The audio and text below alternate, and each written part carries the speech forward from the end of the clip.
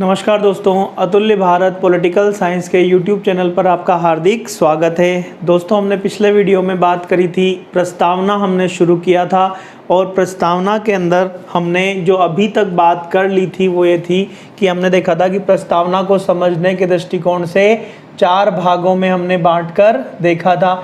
इसका हमने पहला भाग देखा था दोस्तों, संविधान किसने बनाया।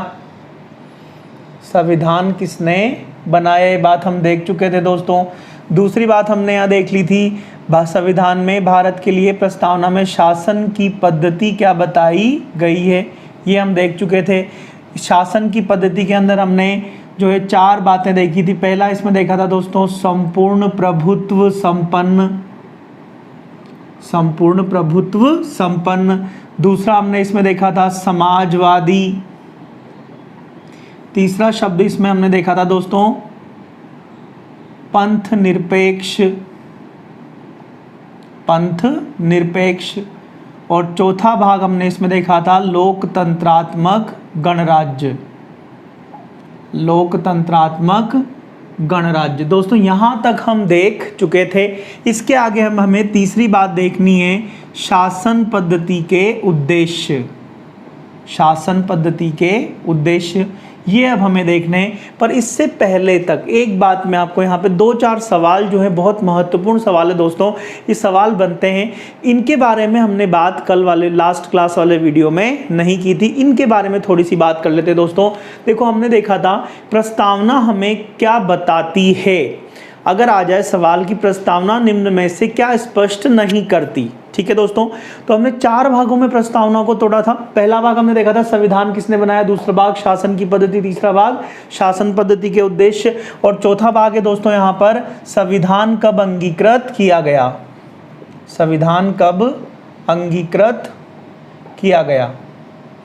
तो दोस्तों, अगर ऐसा सवाल बन जाता है कि प्रस्तावना निम्न में से क्या स्पष्ट नहीं करती, तो दोस्तों ये 4 ऑप्शन है, 4 पॉइंट है। इनमें से जो भी कोई भी 3 पॉइंट आपके सवाल में आ जाएंगे और 1 पॉइंट जो इनके बाहर का रहेगा वही आपका क्या रहेगा, यहाँ आंसर रहेगा। जैसे सामान्यतः ये सवाल जो है दोस्तों, ये पूछा जाता है संविधान के स्रोत को लेकर।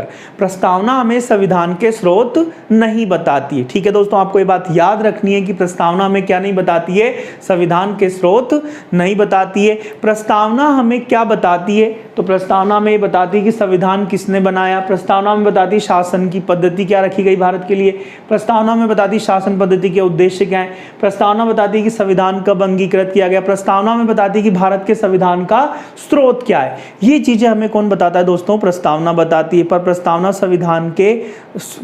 संविधान का स्रोत नहीं बताती, प्रस्तावना संविधान का दर्शन बताती है। तो ये 4-5 चीजें प्रस्तावना में बताती, प्रस्तावना में क्या नहीं बताती, तो संविधान के स्रोत नहीं बताती है दोस्तों। दूसरा सवाल बनता है, निम्न में से किन शब्दों का उल्लेख प्रस्तावना में मूल संविधान की प्रस्तावना में था। तो दोस्तों, हम इन दोनों शब्दों के बारे में देख चुके हैं कि दोनों शब्द किस संशोधन से जोड़े गए हैं प्रस्तावना में, 42वें संविधान संशोधन 1976 से जोड़े गए। अब सवाल अगर ये बनता है कि मूल संविधान की प्रस्तावना में किन शब्दों का उल्लेख था, तो आपके ऑप्शन में एक ही ऑप्शन में आएगा संपूर्ण प्रभुत्व संपन्न और लोकतंत्रात्मक गणराज्य। दोस्तों, आपको याद रखना है, मूल संविधान किसे कहा जाता है, वो संविधान भारत का जो 26 जनवरी 1950 के दिन था, उस संविधान को क्या कहा जाता है, मूल संविधान कहा जाता है। तो इस मूल संविधान की प्रस्तावना में केवल 2 ही शब्द थे, संपूर्ण प्रभुत्व संपन्न और लोकतंत्रात्मक गणराज्य। समाजवादी और पंथ निरपेक्ष शब्द 1976 में जोड़े गए थे। दूसरा सवाल यहां से पूछा जाता रहा है दोस्तों कि निम्न में से किन शब्दों का उल्लेख भारतीय संविधान की प्रस्तावना में है। अब दोस्तों, यहाँ ना तो मूल संविधान शब्द का प्रयोग किया गया, ना ही वर्तमान शब्द का प्रयोग किया गया, परंतु पीछे जो है वो है शब्द लगाया। मतलब किसकी बात हो रही है, वर्तमान की बात हो रही। तो वर्तमान में हमारे संविधान की प्रस्तावना में अगर पूछ ले आपसे, तो ये 4 शब्द एक ही लाइन में दिए हुए होंगे। इसको आपको अपना आंसर सही मानना है, ठीक है दोस्तों। यहाँ तक की बात पूरी क्लियर है। इसके आगे हम बढ़ते हैं। आज हम शासन की पद्धति के उद्देश्य आज पढ़ते हैं दोस्तों। ध्यान से समझना, यहाँ से बहुत अच्छे सवाल बनते हैं। आईएएस प्री 2016 में भी यहाँ से एक सवाल पूछा गया था, मैं आपको सवाल बताऊंगा। पर पहले हम इस टॉपिक को समझते हैं कि आखिर इसमें बताया क्या गया है। तो प्रस्तावना का हम तीसरा भाग समझने जा रहे हैं, शासन पद्धति के उद्देश्य। दोस्तों प्रस्तावना में शासन पद्धति के 4 उद्देश्य बताए गए। कितने उद्देश्य बताए गए दोस्तों? 4 उद्देश्य बताए गए हैं। पहला उद्देश्य बताया गया है न्याय की स्थापना। पहला उद्देश्य क्या बताया गया है दोस्तों? न्याय की स्थापना। और न्याय की स्थापना की बात करें तो प्रस्तावना में 3 प्रकार के न्याय, प्रस्तावना में 3 प्रकार के न्याय उल्लेखित हैं। उल्लेखित होने का मतलब है दोस्तों लिखे हुए हैं। तो प्रस्तावना में कितने प्रकार के न्याय, कितने प्रकार के जस्टिस बताए गए हैं दोस्तों? 3 प्रकार के न्याय बताए गए हैं। सबसे पहला बताया गया है सामाजिक न्याय। सबसे पहला कौन सा बताया गया दोस्तों? सामाजिक न्याय। दूसरा बताया गया है दोस्तों आर्थिक न्याय। और तीसरा बताया गया है राजनीतिक न्याय। राजनीतिक न्याय। एक एक करके अपन इन तीनों का अर्थ समझते हैं। सामाजिक न्याय किसे कहा जाएगा, आर्थिक न्याय किसे कहा जाएगा और राजनीतिक न्याय किसे कहा जाएगा। एक एक करके हम इन तीनों का क्या समझने जा रहे हैं, अर्थ समझने जा रहे हैं। हम पहला देखा है सामाजिक न्याय। तो दोस्तों सामाजिक न्याय किसे कहा जाता है? समाज में या देश में, समाज में या देश में लोगों के साथ धर्म, मूल वंश, जाति, लिंग और जन्म स्थान, धर्म, मूल वंश, जाति, लिंग और जन्म स्थान के आधार पर भेदभाव ना हो तो उसे क्या कहा जाता है दोस्तों? सामाजिक न्याय कहा जाता है। यानी कि अगर हमारे देश में या किसी देश में लोगों के साथ 5 आधारों पर भेदभाव नहीं किया जा रहा है। और दोस्तों ये 5 आधार क्या क्या है? तो धर्म, मूल वंश, जाति, लिंग और जन्म स्थान, 5 आधारों पर अगर लोगों के साथ भेदभाव देश में नहीं हो रहा है तो उस देश में लोगों को क्या मिल रहा है दोस्तों? सामाजिक न्याय मिल रहा है। ठीक है दोस्तों। इसके बाद दूसरा न्याय है आर्थिक न्याय। दूसरा न्याय क्या है दोस्तों? आर्थिक न्याय। आर्थिक न्याय का अर्थ है देश में लोगों की न्यूनतम आवश्यकताएं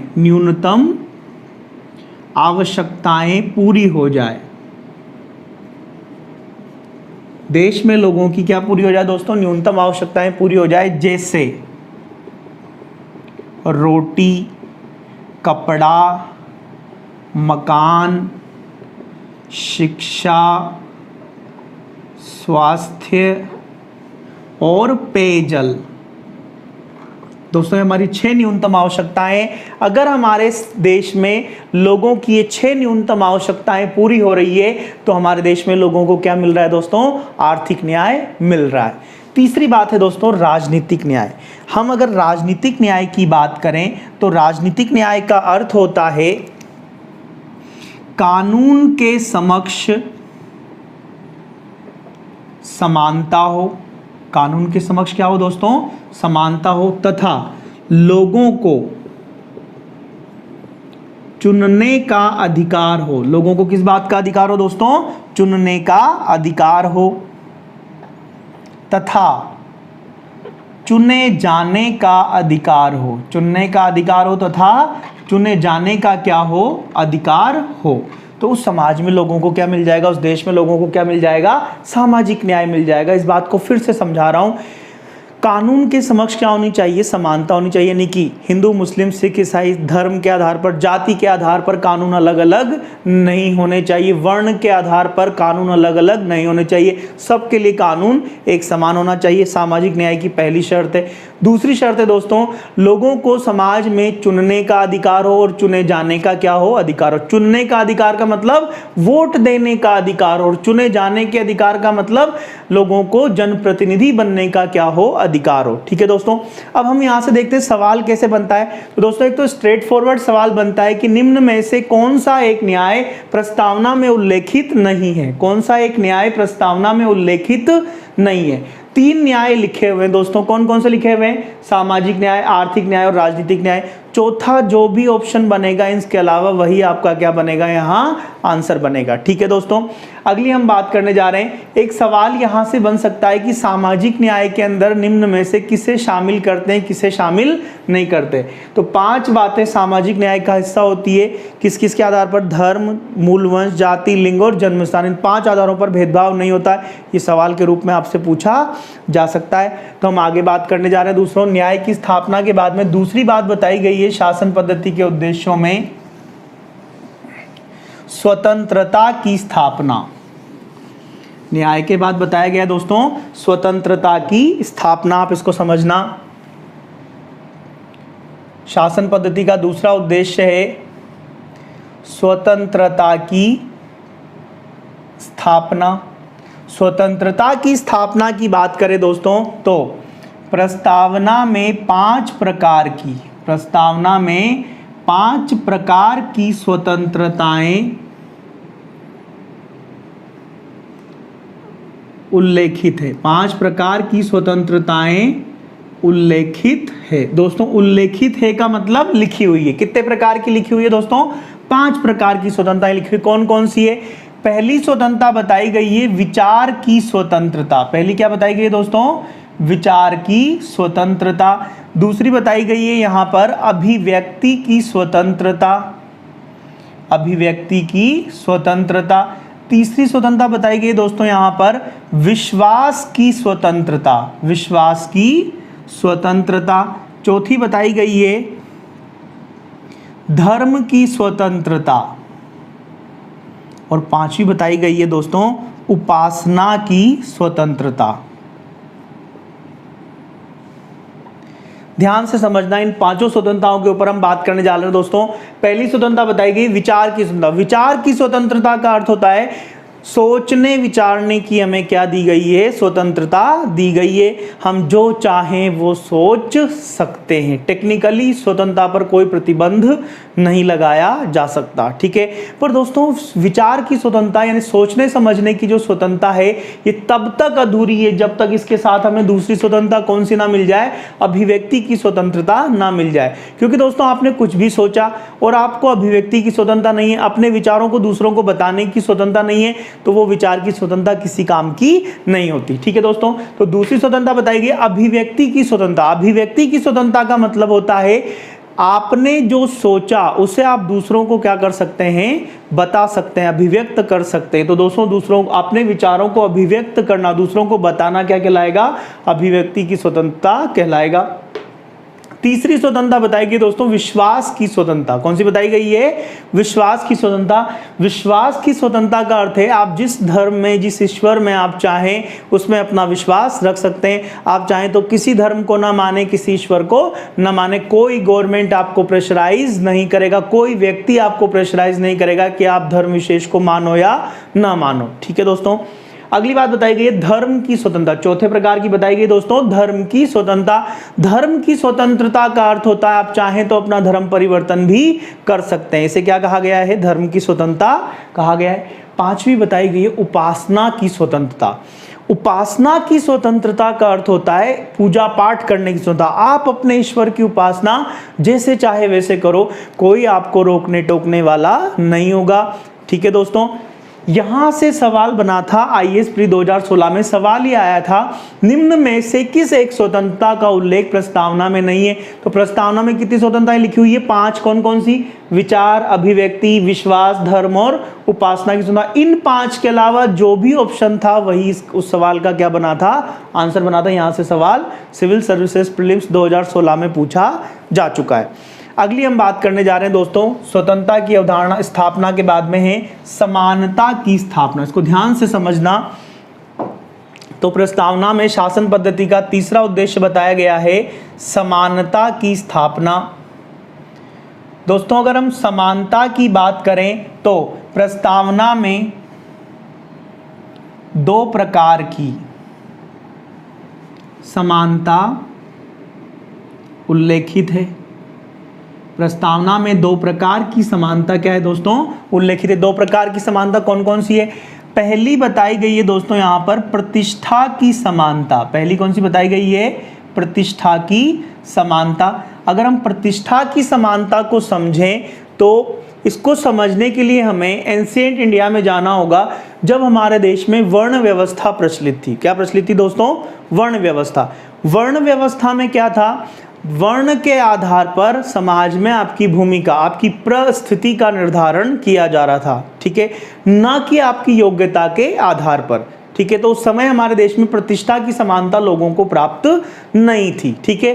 तो अगर इसको हम सामान्य बोलचाल की भाषा में कहें तो प्रतिष्ठा की समानता का अर्थ क्या होता है? समाज में पद के अनुरूप परिस्थिति, पद के अनुरूप परिस्थिति, परिस्थिति का अर्थ होता है भूमिका प्राप्त हो।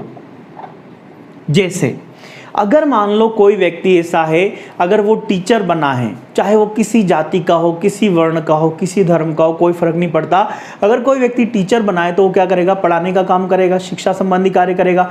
वर्ण व्यवस्था जब हमारे देश में थी तब ये काम केवल कौन कर सकता था? ब्राह्मण वर्ण का व्यक्ति कर सकता था, बाकी क्षत्रिय, वैश्य और शूद्र को यह अधिकार नहीं था, ठीक है दोस्तों। और आगे बढ़ते हैं। अगर मान लो कोई व्यक्ति सेना में भर्ती हुआ है तो वो क्या करेगा? रक्षा संबंधी कार्य करेगा। उसकी परिस्थिति क्या हो गई? उसकी भूमिका क्या हो गई? रक्षा करना, ठीक है दोस्तों। वर्ण व्यवस्था में ये कार्य केवल और केवल कौन कर सकता था? क्षत्रिय वर्ण का व्यक्ति कर सकता था, ठीक है दोस्तों। तो वर्ण व्यवस्था में पद के अनुरूप परिस्थिति लोगों को प्राप्त नहीं थी, पर जब हमारी संविधान सभा बनी, जब प्रस्तावना बनाई गई, तब हमें प्रतिष्ठा की समानता प्रस्तावना में प्रदान की गई, जिसका अर्थ होता है लोगों को पद के अनुरूप परिस्थिति या भूमिका समाज में प्रदान करवाई जाएगी। हम दूसरी बात देखने जा रहे हैं दोस्तों। दूसरी समानता बताई गई है अवसर की समानता। अवसर की समानता, अवसर की समानता का अर्थ होता है सरकारी नौकरियों में लोगों के साथ भेदभाव नहीं किया जाएगा। लोगों के साथ क्या नहीं किया जाएगा? भेदभाव नहीं किया जाएगा। इसी बात को क्या कहा गया दोस्तों? यहाँ से अवसर की समानता कहा गया। तो प्रस्तावना में समानता कितने प्रकार की बताई गई है दोस्तों? 2 प्रकार की समानता लिखी हुई है। कौन कौन सी? प्रतिष्ठा की समानता और अवसर की समानता, ठीक है दोस्तों। आगे हम बढ़ रहे हैं। समानता की स्थापना के बाद शासन पद्धति का आखिरी जो उद्देश्य बताया गया है इसमें प्रस्तावना में, वो बताया गया है बंधुता की स्थापना। चौथा उद्देश्य कौन सा बताया गया दोस्तों? बंधुता की स्थापना। दोस्तों बंधुता की स्थापना की अगर हम बात करें तो प्रस्तावना में कहा गया है कि बंधुता ऐसी हो, बंधुता ऐसी हो जो व्यक्ति की गरिमा बढ़ाए। बंधुता ऐसी हो जो व्यक्ति की क्या करे दोस्तों? गरिमा को बढ़ाए, तथा राष्ट्र की एकता और अखंडता को, राष्ट्र की एकता और अखंडता को बनाए रखे। राष्ट्र की एकता और अखंडता को क्या करे दोस्तों? बनाए रखें। आपको यहाँ ध्यान रखना, ये और अखंडता शब्द प्रस्तावना में 42वें संविधान संशोधन 1976 से जोड़ा गया था।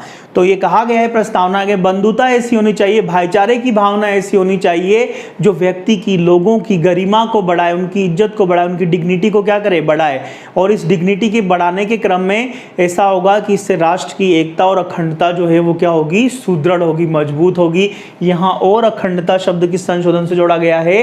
तो 42वें संविधान संशोधन 1976 से जोड़ा गया है। तो दोस्तों हमने प्रस्तावना का तीसरा भाग देखा, शासन पद्धति के उद्देश्य। और प्रस्तावना में शासन पद्धति के कितने उद्देश्य बताए गए दोस्तों? 4 उद्देश्य बताए गए। कौन कौन से? पहला बताया गया न्याय की स्थापना, दूसरा बताया गया स्वतंत्रता की स्थापना, तीसरा बताया गया समानता की स्थापना और चौथा बताया गया बंधुता की स्थापना। इसके बाद हम अगली बात करने जा रहे हैं दोस्तों, प्रस्तावना का चौथा और आखिरी भाग। प्रस्तावना के चौथे भाग में कहा गया था संविधान कब अंगीकृत किया गया? संविधान कब अंगीकृत किया गया? इसको समझते हैं दोस्तों। इसके लिए लिखा गया है प्रस्तावना में कि प्रस्तावना के अनुसार, प्रस्तावना के अनुसार भारत का संविधान, प्रस्तावना के अनुसार भारत का संविधान 26 नवंबर 1949, 26 नवंबर 1949 मिति मार्गशीर्ष शुक्ल सप्तमी, मिति मार्गशीर्ष शुक्ल सप्तमी, शुक्ल सप्तमी संवत 2006 विक्रमी। तो विक्रम संवत के अनुसार तिथि क्या है दोस्तों? मिति मार्गशीर्ष शुक्ल सप्तमी संवत 2006 विक्रमी को अंगीकृत, अधिनियमित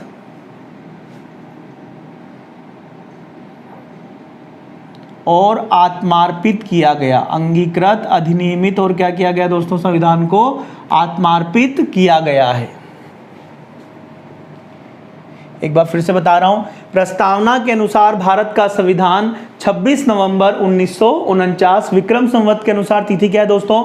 मिति मार्गशीर्ष शुक्ल सप्तमी संवत 2006 विक्रमी को अंगीकृत किया गया संविधान, अधिनियमित किया गया, आत्मार्पित किया गया। 3 काम संविधान के साथ हुए। अंगीकृत करने का मतलब होता है व्यवहार में लाना। अंगीकृत करने का मतलब क्या होता है दोस्तों? व्यवहार में लाना। अधिनियमित करने का मतलब होता है संविधान को उस प्रक्रिया से, उस रीति से बनाया गया है जैसे किसी कानून का निर्माण किया जाता है, किसी विधि का निर्माण किया जाता है, किसी अधिनियम का निर्माण किया जाता है। उसी प्रक्रिया, उसी रीति से हमारे संविधान का क्या किया गया दोस्तों? निर्माण किया गया। आत्मार्पित करने का मतलब होता है अपनी अंतरात्मा से हम इसको स्वीकार करते हैं। दोस्तों संविधान के साथ 26 नवंबर 1949 को कितने काम हुए? 3 काम हुए। संविधान को अंगीकृत किया गया, अधिनियमित किया गया और आत्मार्पित किया गया। अगली बात हम करने जा रहे हैं दोस्तों, 26 नवंबर 1949 को संविधान बनकर तैयार हुआ। संविधान क्या हुआ दोस्तों? बनकर तैयार हुआ। इसलिए 26 नवंबर को भारत में संविधान दिवस मनाया जाता है। क्या मनाया जाता है दोस्तों? संविधान दिवस मनाया जाता है, जो पहली बार भारत में पहली बार संविधान दिवस, जो पहली बार 26 नवंबर 2015 को मनाया गया। याद रखना दोस्तों, भारत में पहली बार संविधान दिवस कब मनाया गया था? 26 नवंबर 2015 को मनाया गया था। इससे पहले तक 26 नवंबर को हम क्या मनाते आए हैं? तो भारत में 26 नवंबर को विधि दिवस मनाया जाता था, परंतु 26 नवंबर 2015 के बाद इस विधि दिवस का नाम हमने क्या कर दिया दोस्तों? संविधान दिवस कर दिया है। ठीक है, तो हम एक बार फिर से बात कर रहे हैं। प्रस्तावना के अनुसार भारत का संविधान 26 नवंबर 1949 को विक्रम संवत के अनुसार मिति मार्गशीर्ष शुक्ल सप्तमी संवत 2006 विक्रमी को अंगीकृत किया गया, अधिनियमित किया गया और आत्मार्पित किया गया। अतः 26 नवंबर 1949 को संविधान बनकर क्या हुआ था? तैयार हुआ था। इसलिए 26 नवंबर को भारत में क्या मनाया जाता है दोस्तों? संविधान दिवस मनाया जाता है, जो पहली बार कब मनाया गया था? 26 नवंबर 2015 को मनाया गया। अगली बात हम करते हैं, 26 नवंबर 1949 को संविधान के 16 अनुच्छेद लागू हुए। कितने अनुच्छेद लागू हुए दोस्तों? 16 अनुच्छेद लागू हुए हैं, जिनका उल्लेख अनुच्छेद 394 में किया गया है। इन अनुच्छेदों का उल्लेख किस अनुच्छेद में किया गया है दोस्तों? अनुच्छेद 394 में किया गया है। 26 नवंबर 1949 को संविधान के कितने अनुच्छेद लागू हो गए थे? 16 अनुच्छेद लागू हो गए थे। और इन 16 अनुच्छेदों का उल्लेख कहाँ किया गया दोस्तों? संविधान के अनुच्छेद 394 में किया गया। तो एक बार हम लोग अनुच्छेद 394 को समझते हैं कि आखिर उसमें लिखा हुआ क्या है। ठीक है दोस्तों, तो अनुच्छेद 394 की बात करें तो संविधान के अनुच्छेद 394 में बताया गया है कि यह अनुच्छेद का मतलब कौन सा हो गया दोस्तों? 394।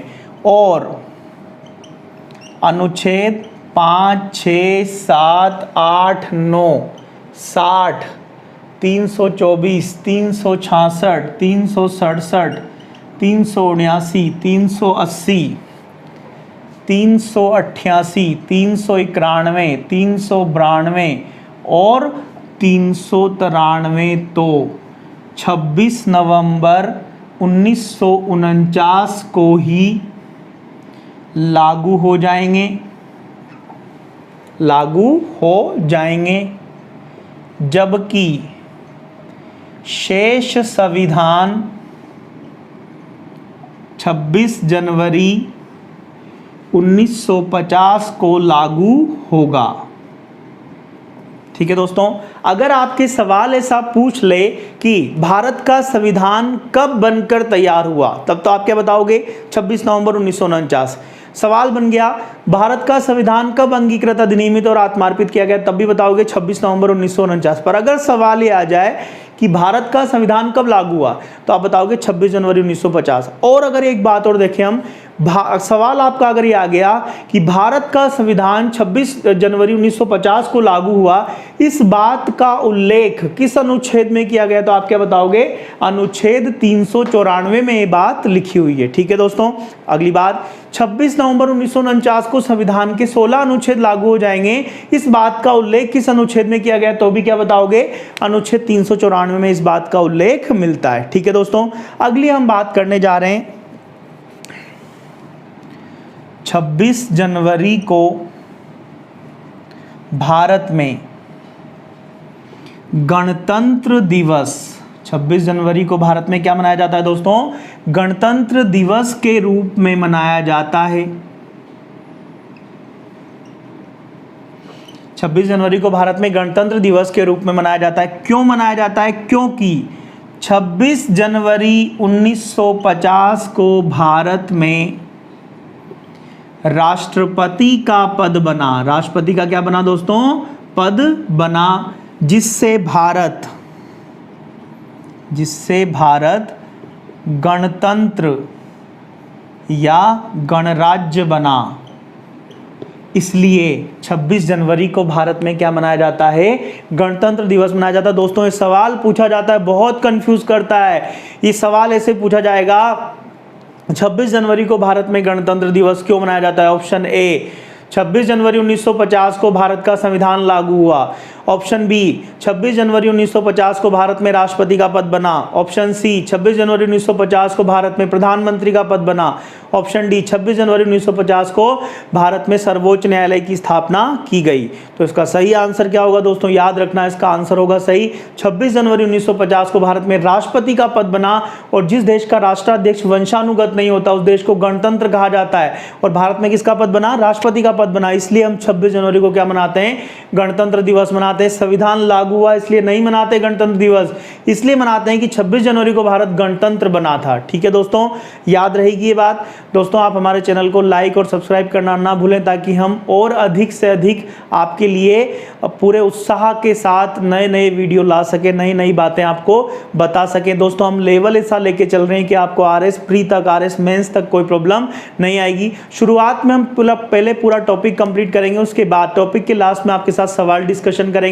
हम सिविल सर्विसेज प्रीलिम्स के हिसाब से सवाल डिस्कस करेंगे, मेंस के हिसाब से सवाल डिस्कस करेंगे, और अलग अलग एग्जाम्स के हिसाब से टॉपिक के अंदर से हम सवाल आपके साथ डिस्कस करेंगे। तो दोस्तों आप ये ध्यान रखें, लाइक सब्सक्राइब जरूर करें। ठीक है दोस्तों, धन्यवाद।